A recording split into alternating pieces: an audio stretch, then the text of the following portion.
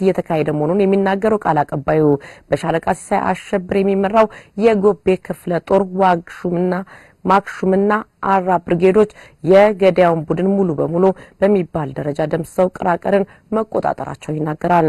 ይህ ቦታ ደግሞ የገዳዩ ቡድንም ሆነ የህወሓት ጦር የሚፈልጉት አካባቢ ቢሆንም ፋኖ ግን በእጁ አስገብቶታል ሲልም ተናግሯል። በተመሳሳይም ደጀንና ይላቅ አሸናፊ ብርጌዶች ሙሴ ባንዳና ማሄን ተቆጣጥረው ለአስጨራሽ ውጊያ በማድረግ ላይ መሆናቸውንም አስታውቋል። በዛሬው ዕለት በአርማጮ ግንባር ቅራቅር ማሄን ሙሴባን ክልል አካባቢዎች እስካሁን ድረስ በጣም ልክ አስጨራሽ ውጊያ እየተደረገ ይገኛል። የአማራ ፋኖ ጎንደር እዝ በሻለቃ ሲሳይ አሸብር የሚመራው የጎቤ ክፍለ ጦር ዋግሹም ብርጌድና ጠራ ብርጌድ ቅራቅርን ተቆጣጥረው የጠላትን ኃይል ሙሉ በሙሉ በሚባል ደረጃ ደምስሰው የቅራቅር ከተማ እንደሚታወቀው የጠላት ኃይል የሚፈልገው በጣም ስትራቴጂክ ቦታ ነው። ማለትም የህወሓት ኃይሎችን በጣም የሚፈልጉት ቦታ ነው።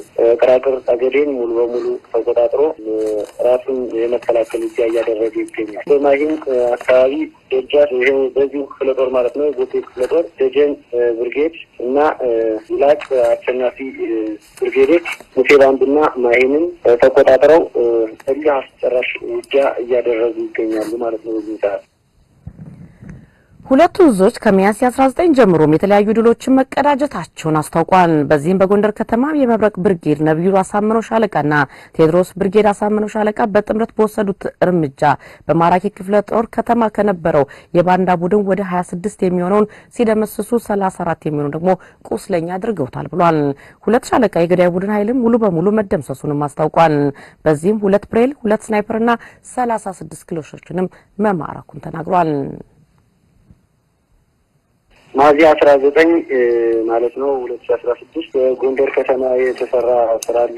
ይህ ስራ በአማራ ፋኖ ጎንደር እዝ ጎንደር የበጋሻው ክፍለ ጦር መብረቅ ብርጌድ ነብዩ አሳምነው ሻለቃ እና የአማራ ፋኖ ጎንደር እዝ ጎንደር የበጋሻው ክፍለ ጦር ቴዎድሮስ ብርጌድ አሳምነው ሻለቃ በሁለቱ ሻለቃ ጥምረት የተሰራ ስራ ነው። በዚህም ስራም በማራኪ ክፍለ ከተማ የነበሩ ሚሊሻዎች ሙሉ በሙሉ በሚባል ደረጃ የተደመሰሱ ሲሆን በዚህም መካከል 26 ሚሊሻ የሞተ ወደ 34 ሚሊሻ ቁስለኛ ቆስሎ ሆስፒታል የገባ ከገቡ በኋላ የሞተ አለ የሚል መረጃ አለ እና ወደ ፖሊሶች የሞቱ 12 ፖሊሶች የቆሰሉ መከላከያ 2 ሻምበል ሙሉ በሙሉ የተደመሰሰ እና ወደ 7 ከነህይወታቸው ተይዘው የተማረኩ ማለት ነው። በዚህም ውጊያ የተማረከ የነፍስ ወከፍ መሳሪያ 36 ክላሽ 2 ብሬን 2 ስናይፐር በእነዚህ ሻለቃዎች ጥምረት ምርኮ ሆኗል ማለት ነው። የጎንደር በጋሻው ክፍለ ጦር ኃይሌ ማሞ ብርጌድ በአርባጮ 4 ተራሮች ላይ ሰፍሮ ከነበረው ገዳይ ቡድን 16ቱን ደምስሶ 12ቱን ማርኮ ቀሪውን ቁስለኛውን ይዞ እንዲፈረጥጥ አድርጎታልም ሲል ለኢትዮ 360 ገልጿል። ሚያዝያ 19 በአርማጮ ግንባር ማለት ነው 4 ተራሮች ላይ ሰፍሮ የነበረውን የጠላት ኃይል በአማራ ፋኖ ጎንደር የበጋሻው ክፍለ ጦር ኃይሌ ማሞ ብርጌድ ማለትም በሻለቃ ሙልቀን ያለው የሚመራው ኃይሌ ማሞ ብርጌድ ከ3 ስትራቴጂክ ተራሮች ላይ አስለቅቆ ወደ 16 መከላከያ የተባለን ኃይል የደመሰሰ ሲሆን ወደ 12 ምርኮኛ በእጁ ይዟል። በአብዛኛው ደግሞ ቁስለኛውን ይዞ ፈርጧል ማለት ነው። በተመሳሳይ ቀን ከእብናት ተነስቶ እነ ሻለቃ አበባው የሚገኙበትን ቦታ ላይ ጥቃት ለመፈጸም የሞከረው የሰው በላ ቡድን ኃይል አይቀጡ ቅጣትን አግኝቶ ወደ እብናት እንዲፈረጥጥ መደረጉንም ገልጿል። አካባቢው ለተወሰነች ደቂቃ ቢይዝም ሊቆይባት ግን አልተፈቀደለትም ሲል ፋኖ ያለው ለኢትዮ 360 ገልጿል። ሌላው ከዚህም ጋር በዚህም ቀን በቀን 19 ማለት ነው ሚያዝያ 19 ከእብናት ተነስቶ ወደ አምባጭቆ ሐሙሲት እንቀሳቀስ የነበረው ያ ማለት ሻለቃ ተሾመ አበባው የሚገኙበት አካባቢ ማጥቃት ለመሰንዘር አስቦ እንቀሳቀስ የነበረ የጠላት ኃይል አይቀጡ ቅጣት ተቀጥቶ ልዩ ቦታው አምባጭቆ ሐሙሲት የተሰኘ ቦታ ላይ ሲገባ እጅግ በጣም መቋቋም ያቃተውን ድብደባ ተደርጎበት ደግሞ ድብደባውን ተቋቁሞ ወደዛች ቦታ ለመግባት ቢችልም ወዲያውኑ 24 ሰዓት ሳይቆይ ተገዶ እየተገረፈ ተመልሶ ወደ እብናት ሄዷል ማለት ነው። ወደ ሸዋ ጎጃም መርጦ ለማርያም ሞጣ ደብረ ወርቅና ወደ ጎንደሩ ደንቢያ ስናልፍ ደግሞ ጋዜጠኛ ጌጥዬ ያለው በእነዚህ አካባቢዎች ዛሬ ምን ተከናወነ፣ ምን አይነት ድሎች አሉ፣ ምንስ አዲስ ነገር አለ የሚለውን ሊያደርሰን የስልክ መስመራችን ላይ ይገኛል። ጌጥዬ እንዴት አመሸህ? እግዚአብሔር ይመስገን ጀሪ፣ እንደምን አለሽ? እኔ በጣም ደህና ነኝ። እግዚአብሔር ይመስገን። እንግዲህ ያው እንደተናገርኩት በሰሜን ሸዋሮቢት አካባቢ በጎጃም መርጦ ለማርያም ሞጣና ደብረ ወርቅ እንዲሁም ደግሞ ጎንደር ተሻግረ ደግሞ ደንቢያ አካባቢ ያሉ ድሎችና ዛሬ ያሉ አዳዲስ ነገሮችን ይዘመታልና እጅ ከምን እንበል?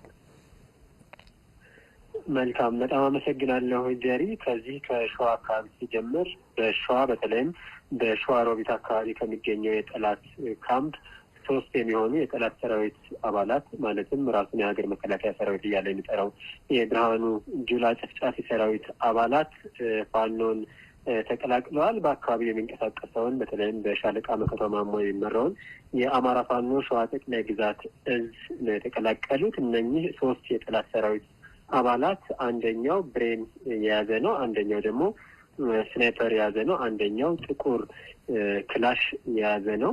ስለዚህ ከነ ሙሉ ትጥቃቸው ወደ ፋኖ መቀላቀላቸውን ለማረጋገጥ ችያለሁ።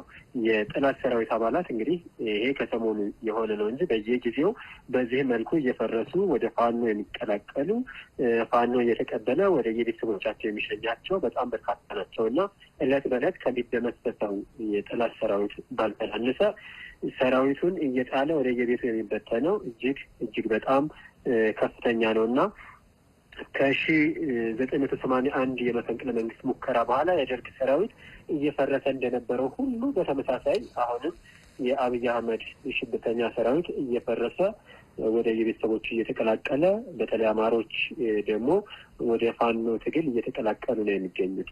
ወደ ጎጃም አካባቢ ስንሄድ በጎጃም መርጦ ለማርያም አካባቢ ትናንት ውጊያ ተደርጎ ነበር አመሻሹን።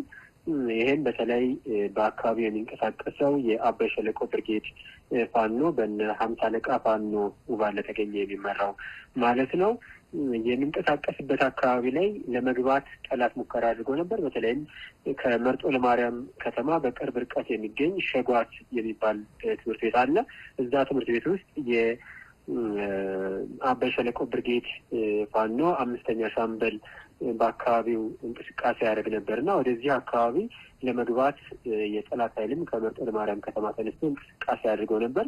ነገር ግን ሸጓት ትምህርት ቤት ከመድረሱ በፊት ሸንጎ እየተባለ የሚጠራ አካባቢ ላይ ይኸው 5ኛ ሻምበል የአባይ ሸለቆ ብርጌድ ፋኖ ቆርጦ በመግባት ጠላትን ከረዥም ርቀት እንግዲህ እንደዚህ አይነት እንቅስቃሴዎችን በሚያደርግበት ጊዜ ጠላት ከባድ መሳሪያዎችን በተለይ ደግሞ ዙ-23 እና ሞርተርን እየተኮሰ ነው ለመግባት የሚሞክረው በስር እግረኞችን እያስገባ ማለት ነው። ነገር ግን ሞርተሩንና ዙ-23ቱን ቢተኩስም ከጥቅም ውጭ እንዲሆንበት በማድረግ በፍጥነት ወደ ጨበጣ ውጊያ በተለይም በክላሽ ሬንጅ ውስጥ ውጊያውን በማስገባት የእጅ በእጅ የጨበጣ ውጊያ አድርጎ ወደ መጣበት መልሶታል። በከፍተኛ ደረጃ ሞትና ቁስለኛም እንደሆኑ ይገመታል። ነገር ግን በጨለማ ስለነበር አስክሬናቸውንም እዛው ላይ እያነሱ ለመሄድ ስለቻሉ የሟቾችና የተደመሰሱትና የቆሰሉት ምን ያህል እንደሆኑ በትክክል ለማወቅ አልቻልሁም ይህንን ዜና እስካጠናቀርኩበት ጊዜ ድረስ። ነገር ግን ከነበረው የጨበጣ ውጊያ ባህሪ አንጻር በርከት ያለ የጠላት ሰራዊት ተደምስሶ እንደሚሆንና ቁስለኛ ሆኖ እንደሚሆን ይገመታል። ሌላው ከዚሁ ከጎጃም አካባቢ ሳንወጣ ወደ ሞጣ ስንሄድ በሞጣ ዛሬ እስረኞችን ለመቀባበል እንግዲህ እስረኛ እያለ ከየቦታው እያጋዘ የያዛቸው አሉ። የጠላት ሰራዊት በካምፕ ውስጥ አግተው የሚያስቀምጣቸው አማሮች እነኚህን ለመቀባበል ሞጣ የነበረው የጠላት ሰራዊት እና አዴት አካባቢ የነበረው የጠላት ሰራዊት እንቅስቃሴ ሲያደርጉ መሀል ላይ አብያ በረሃ እየተባለ የሚጠራ አካባቢ በአካባቢ የሚንቀሳቀሰው በተለይ በሞጣና ዙሪያው የሚንቀሳቀሰው የመብረቁ ብርጌድ ፋኖ ጥቃት ሰንዝረውበታል። በዚህም በከፍተኛ ደረጃ እየተደባበሩ እንደሄዱ ብዙ ርቀት ከሄዱ በኋላ መልስ የሌለው የሽቃና የዙ-23 ተኩስ ሲያሰሙ እንደነበር ይህም በቅርብ ርቀት ፋኖ እንዳይጠጋቸው እንዳይደርስባቸው ከነበራቸው ስጋት የአብይ አህመድ አገዛዝ በኦርቶዶክስ ሃይማኖት ላይ ከፍተኛ ኪሳራ እያደረሰ መሆኑን ገልጿል። ይህንን አገዛዝ ለመገርሰስ ሁሉም የጠገዴ ማህበረሰብ የበኩሉን ድርሻ እንደሚወጣም የገለጸበት ሁኔታ ነው የነበረ። ከዚህ በተጨማሪ የተለያዩ ተሽከርካሪዎችን ለመቆጣጠር 2 አምቡላንሶችን በስር ቁጥጥር አውለዋል ማለት ነው እነዚህ ብርጌዶች። ከዚህ በተጨማሪ በቀን 21/08/2016 በጎዬ መልኬ ክፍለ ጦር ስር የሚገኙ ሌላ 2 ብርጌዶች በመጣመር ማለትም የደጀን ብርጌድ እና የይላቅ አቸነፈ ብርጌድ እንዲሁም ሌላ ተጨማሪ 1 ሻለቃ የራስ አሞራው ውብነት ተሰማ ሻለቃ 3 ማለት ነው በጥምር በከፍተኛ የመናበብ ስራ በመስራት መደበኛ የሆነ ጦርነት በተቻርማጮ ወረዳ ማይም በተባለች ቀበሌ በዚሁ በቀን 21 ከጠዋቱ 12 ሰዓት እስከ ቀኑ 6 ሰዓት በአራቱም አቅጣጫ በዚህ በብርሃኑ ጁላ ወታደር ከበባ በመፍጠር ከፍተኛ የሆነ ድባቅ በመምታት በዚህ በአገዛዙ ወታደሮች ላይ ከፍተኛ የሆነ ኪሳራ አድርሰዋል። መንግስት አገዛዙን ይጠብቁልኛል ብሎ በሚያስባቸው ወታደሮችና በተላላኪ ባንዳዎች ላይ የማያዳግም እርምጃ የተወሰደበት መሆኑን ልገልጽ እወዳለሁ። ይቺ ቀን ማለትም ቀን 21/08/2011 ለጎቤ መልኬ ክፍለ ጦር እንዲሁም ለጎንደር ዕዝ የድል ቀን መሆኗን በዚሁ አጋጣሚ እንዲያዝልን እወዳለሁ። በዚህች ዕለት በቁጥር 70 ቁስለኛ 30 ሞት በጥቅሉ 100 ወታደሮችን ድባቅ መምታት ችለናል። በአጠቃላይ ወታደሩ ፈርጥጦ የሄደበት ሁኔታ ነው የነበረ ማለት ነው። ከዚህም በተጨማሪ ወታደሩ በአካባቢው ማህበረሰብ ላይ ከፍተኛ የሆነ ኪሳራ ሲያደርስ ነው የቆየው። በተለይ በዚች አሁን በነገርኳችሁ